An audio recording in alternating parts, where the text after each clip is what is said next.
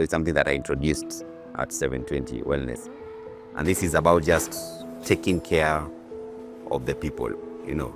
What time did you leave employment?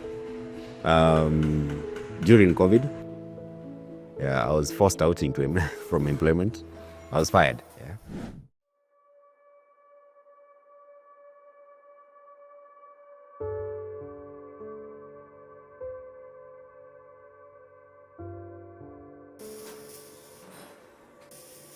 $720 is a company that basically deals with manufacturing of curtain rod accessories and paint as well. And before $720, I just cleared campus around 2011. And after clearing campus, before getting work, what we decided to do, I decided to call a friend of mine who is now my current business partner, and we became very close. Were you in the same campus? Yeah, we're in the same campus. We did mechanical engineering. That's at the University of Nairobi. Yeah, but he's a better engineer by far. Why? No, because I think we all have our strengths in different areas. So he excels in the engineering side. So immediately after campus, we met. We said, let's start some business. And the first business we started was selling tea leaves. Yeah, we were selling tea leaves. Okay, I thought you were coming together as engineers to do something engineering. Yeah, the intention was, now after campus, what do we get to do? We haven't found any jobs yet, so what do we do? So we said, let's try sell something. And I was intrigued by his idea, because it's actually him who was selling tea leaves before. Then he said, let's sell this thing. And where did he get the tea leaves from? From his sister, whom we borrowed capital, and said, no, other than giving us money, I'll give you stock of tea leaves. If you sell, the profits you make will be your capital. And it was such a good business. And it's only that when we are there, we asked ourselves, how can we utilize our engineering knowledge and skills? How long did you do the tea leaves business? Almost around 8 months or thereabout, because it now grew from tea leaves. We started selling fruits and juice. There was yogurt. We actually had 2 branches, one in Kangemi, one in Westlands. You guys are not trying. No, we were trying. The main goal there was to just earn an income, nothing much. Then when we were there, we asked ourselves, how can we use our engineering skills? Then we said we can either teach students how to draw using AutoCAD, or we can do metal fabrication. And that's how 720 was born. After we borrowed money, got a welding machine, both of us got employed. Yeah, you are building it. No, the thing is, what we wanted was just to look for an income. Remember, that was the main thing. Yeah.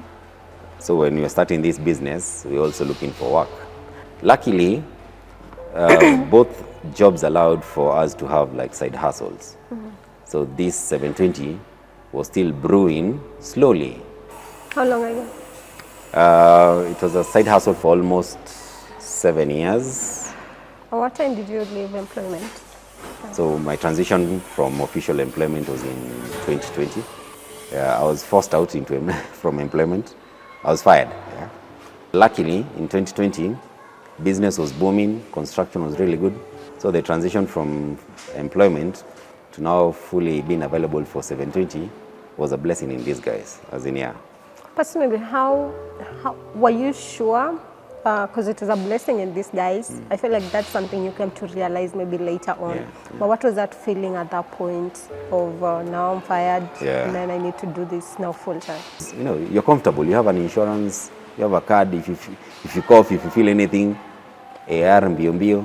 Yeah. So the biggest fear was that, and just a question: would I make consistent income? Talking about manufacturing. This is a space that is very dynamic, and talk about Kenyan manufacturing, because now these are local products.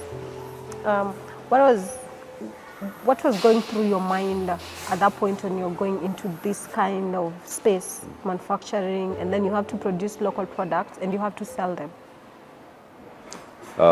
The first thing, we did not have so much belief in it initially. The thing about engineering and reverse engineering, something that has helped us to really see the potential for manufacturing, especially locally. I know there's some complaint about cost of manufacturing can be high. That is debatable to an extent because cost mostly comes from electricity and raw materials. Raw materials, that's inevitable. Electricity, if you play around with solar, if you maximize, if you saw our oven, things are well packed. Because I'll show you pictures of when we started. We'd only use like 10% of the oven, but you still consume the same amount of power. But right now you use 90% of the oven, so the output becomes even better. Yeah. Yeah. And how was the reception in the market? The initial reception wasn't as good because I told you we were buying this thing from mostly Gikomba, but now when you started making them, selling to guys in Gikomba, the guys who you are buying from did not buy from us. No, they did not buy from us. So we actually had to get new clients, other guys who believed in whatever it is that we are doing. Yeah, because the guys that we are buying from, them they were buying from China. So that we buy from them, then we powder coat. But now when we started making them, in fact, I always say the few people who would have been beneficiaries of local manufacturing from the word go did not believe in us. But Mungu ni nani? Gikomba is such an open market, Kariobangi is such an open market, Kenya is such an open market. Kuna soko for everyone. Where do you draw your inspiration from? Because you build such a big team here, and how are you able to lead them to ensure that you're able to meet the target, the quality, the needs of the customer? Yeah. One thing, let me go back to, I was employed before. So from being employed, which is something that I encourage any entrepreneur, first be employed. Because when you're employed, you see how HR is handled, how conflicts are resolved, how departments work, how managers work, and all that. So my inspiration definitely came from having seen what was there. I worked for a nice organization that used to have things like wellness. So it's something that I introduced at 720, wellness. And this is about just taking care of the people, you know. Yes, they help the company make money, but the least we can do is take care of them. Okay. Yeah. The thing that most entrepreneurs struggle with is when it comes to fundraising. Maybe how has that journey been for you? Fundraising has been an interesting journey. Remember, I told you we started by our own savings, bought a welding machine for 30,000, then we borrowed money from a friend. Then after that, when we started putting our records right, and we opened a bank account, the first person who believes in you is the bank, because they see your transactions. Yeah, so they're the first people. Give you working capital, they give you some asset financing, then once you will repay the first working capital, they give you a second one. So fundraising from the bank, because they see your transactions, is the first point. Then it reached a point where we are growing really well, but when we approached a bank, you are not giving us the money that we wanted. So we crafted a way of borrowing from our friends. We call them Triple F. We fundraise from family. Okay. Some friends gave us some money. We just crafted a way, because we'd asked some of our friends, give us money for a certain share of the company. But they would say, your valuation is too high. We did not do valuation. It was what we believed. My belief is give me $1 million bob for 1%. No, your belief doesn't serve me right. So that did not work well. So debt worked out really well. Okay. Then with that, with the systems and processes, when you have proper books, audited books, then you come across other guys who would give you money. An example is now like Core Ventures, yeah? Because you have proper books, you have something going on, they come and see what you guys have, they do an assessment, and that's how you end up getting money. In fundraising, try be as transparent, try be as honest. Man, kwa sababu sasa ukidanganya mtu, who's fooling who, you know? Yeah. What are those notable challenges that have affected you directly? Yeah. And this can mean individually, on a personal level, or even just business-wise? Yeah.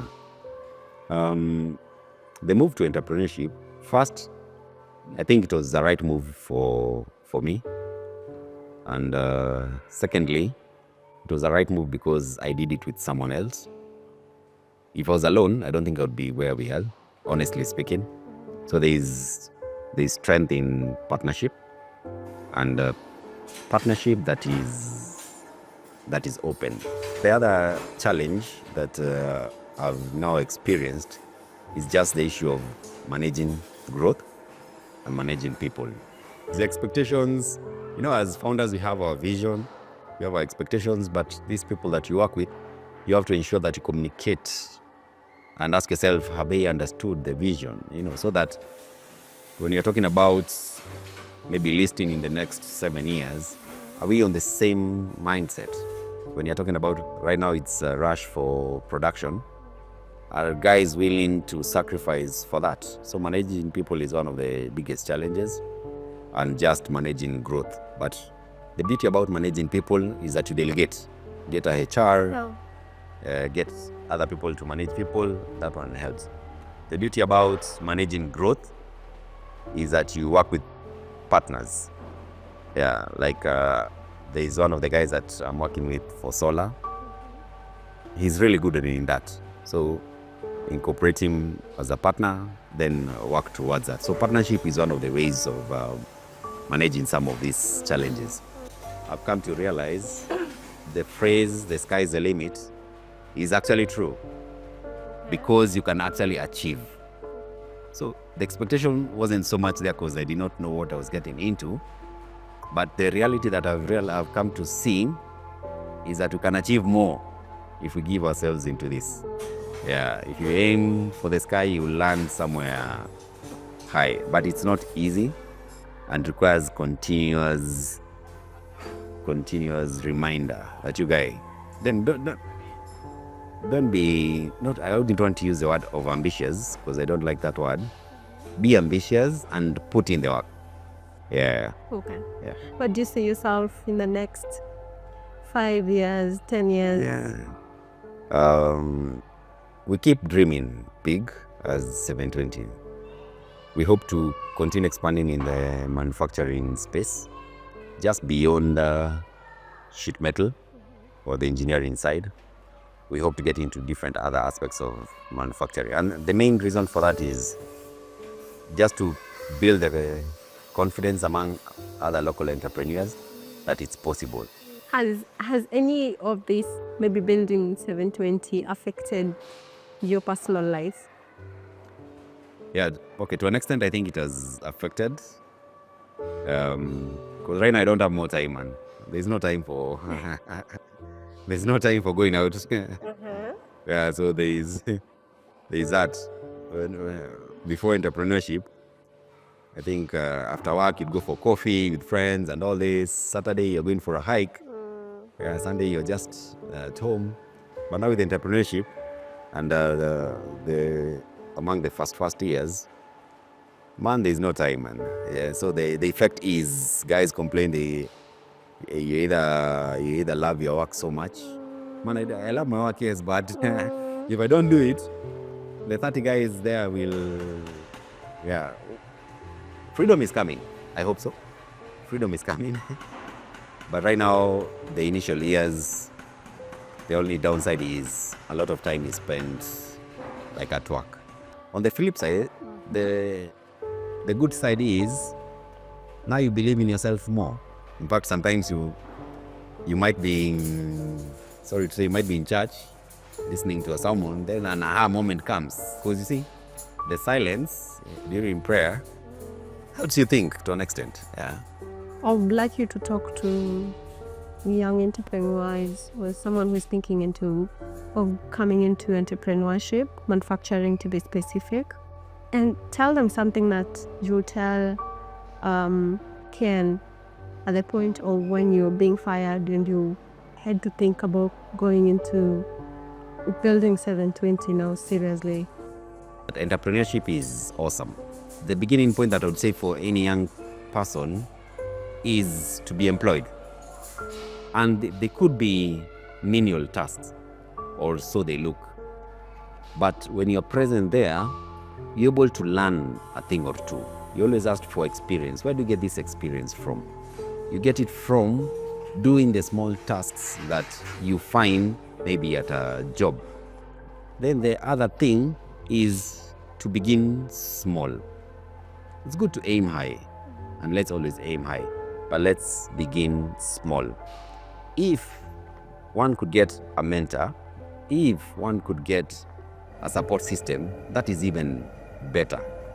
The other thing is just watch interesting documentaries and videos that would help you to build some confidence. Then maybe something else that comes to mind is seek guidance, and let's not be afraid to ask for opinion or even share our ideas. One last thing is an element that I encourage all my colleagues: save. Save. If it's 100 shillings, 200 shillings, just save, so that when you ever get to start this thing, we'll start from somewhere.